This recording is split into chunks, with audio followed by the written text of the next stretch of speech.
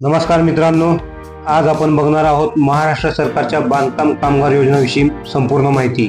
या योजनेत नोंदणी कशी करायची, कोणते लाभ मिळतात आणि अर्ज कसा भरायचा हे सगळं आज आपण डिटेल्समध्ये समजून घेणार आहोत। त्यासाठी मित्रांनो म्हणून हा व्हिडिओ शेवटपर्यंत पहा। बांधकाम कामगार योजना ही महाराष्ट्र श्रम विभागाची एक महत्त्वाची योजना आहे, ज्यात बांधकाम, पेंटिंग, प्लंबिंग, वीटभट्टी, रंगाई अशा क्षेत्रात काम करणाऱ्या कामगारांना विविध कल्याणकारी लाभ दिले जातात। यामध्ये आरोग्य विमा, शिक्षण सहाय्य, पेन्शन, मृत्यू अनुदान अशा अनेक सुविधा आहेत। तर मित्रांनो, या योजनेतून मिळणारे प्रमुख लाभ कोणते आहेत ते पाहूया। तर पहिला आहे आरोग्य विमा। 2 लाखापर्यंतच्या वैद्यकीय खर्चासाठी आरोग्य विमा आहे।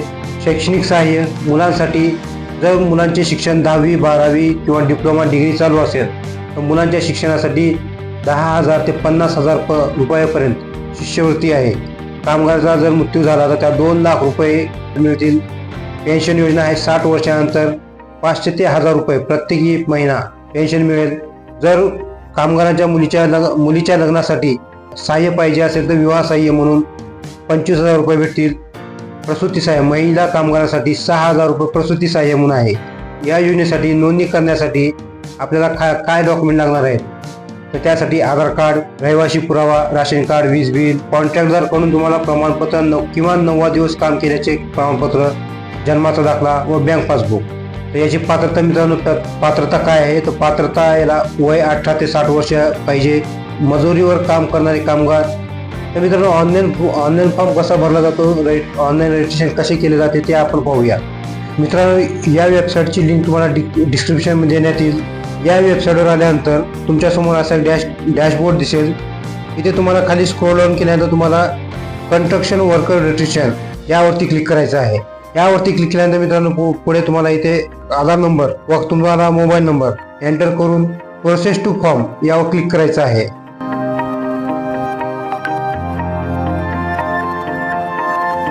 मित्रांनो, प्रोसेस टू फॉर्म केल्यानंतर पुढे तुम्हाला रजिस्ट्रेशन फॉर्म ओपन होईल। इथे तुम्हाला स्टार्टिंगला पर्सनल डिटेल्स, वैयक्तिक माहिती, त्या वैयक्तिक माहिती भरून घ्यायचं आहे।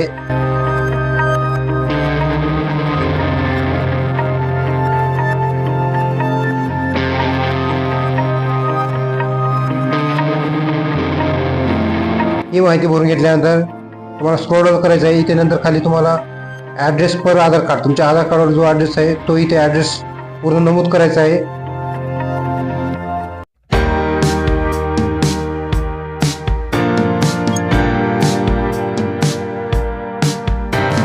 ही माहिती झाल्यानंतर तुम्हाला खाली फॅमिली डिटेल्स आहे, कौटुंबिक माहिती, ही माहिती पूर्ण भरून घ्यायचं आहे।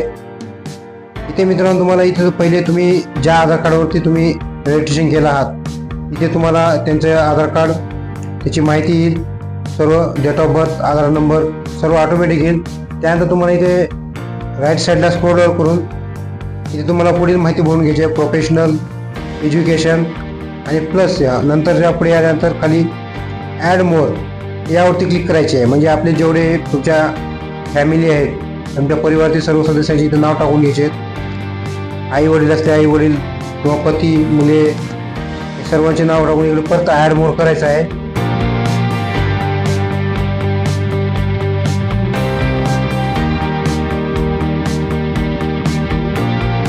तर ते नॉमिनी तर तुम्हाला कोणाला करायचं आहे, नॉमिनी तुम्ही आई किंवा वडील, पत्नी असेल पत्नी, तुम्ही कुणाला करू शकता।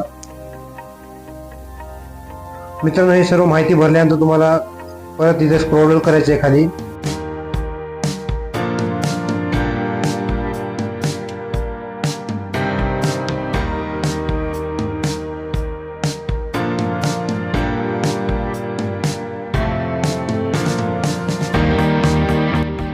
मित्रांनो, ही माहिती झाल्यानंतर खाली तुम्हाला एम्प्लॉयर डिटेल्स म्हणजे नियोक्ता तपशील, इथे तुम्हाला 90 दिवसाच्या कामगाराच्या दाखल्याची तपशील द्यायचा आहे।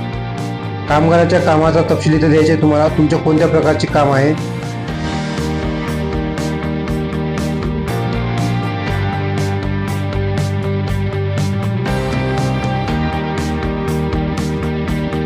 त्यानंतर पुढे तुम्हाला इथे जारी करणाऱ्याचा प्रकार, यामध्ये तुम्ही समजा 90 दिवसाचे प्रमाणपत्र तुम्ही कुणाचे घेतले, ग्रामसेवक किंवा कॉन्ट्रॅक्टर, ते निवडायचं आहे। ते निवडल्यानंतर पुढे तुम्हाला इथे समजा तुम्ही जे कॉन्ट्रॅक्टर किंवा ग्रामसेवकच्या निवडला तर इथे तुम्हाला त्याची तारीख निवडलेली, जावक क्रमांक, नंतर ग्रामपंचायतीचे नाव, ग्रामपंचायतीचा जिल्हा व तालुका हे सर्व सिलेक्ट करायचं आहे.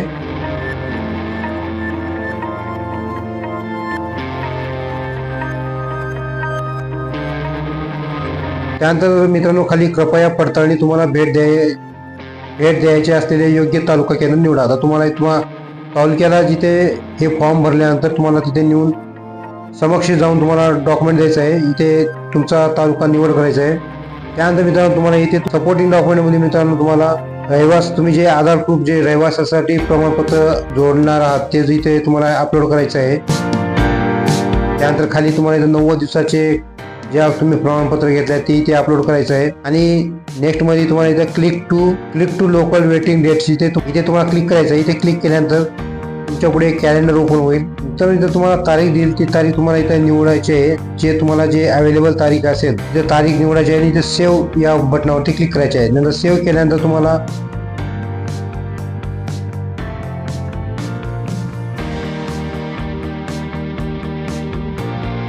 तुमच्या मोबाईल नंबरवरती OTP येईल. तो OTP इथे एंटर करून व्हेरीफाय OTP यावरती क्लिक करायचं आहे.